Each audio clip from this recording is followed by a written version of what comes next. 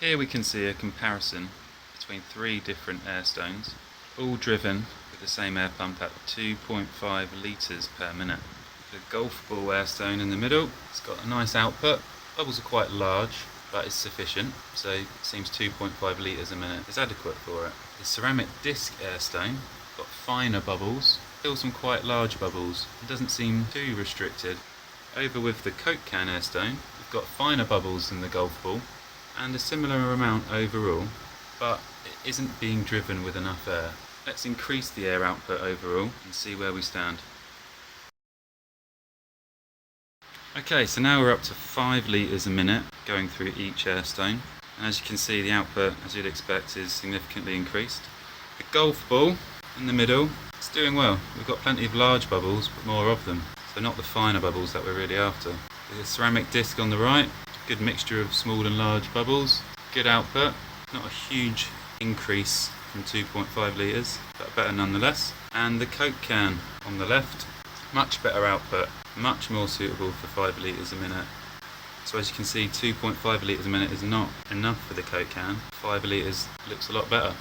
Now let's up it again, see what happens when we increase the output. Here we are at 6.6 litres a minute, and as you can see, things looking good. Coke can significantly up, bubbles looking good, nice and small. Golf ball, again, more bubbles but mainly larger bubbles. And the ceramic, good mix of the both. Overall, I would say the ceramic disc and the Coke can coming into their own now and are very suitable for this sort of airflow. Whereas the golf ball, I wouldn't use it this airflow. It's got larger bubbles, more of them, and the distribution is not good. Here we are at 8 litres a minute. We can see a good increase in the Coke can and the ceramic, and the golf ball really being overdriven. As I said before, distribution is important, bubble size is important, and the right choice of air through each stone is obviously important. So let's up the airflow again.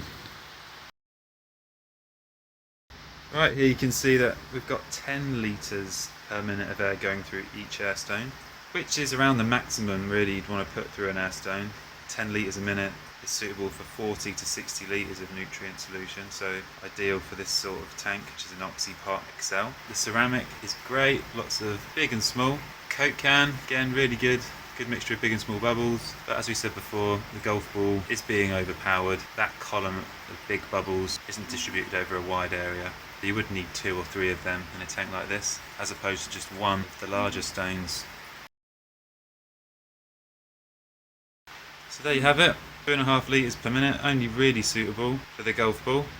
5 litres a minute is okay for all. 6.6 is too much for the golf ball, and up to 10 litres a minute is fine for both the Coke can and the ceramic, both being good air stones, both doing a great job for DWC.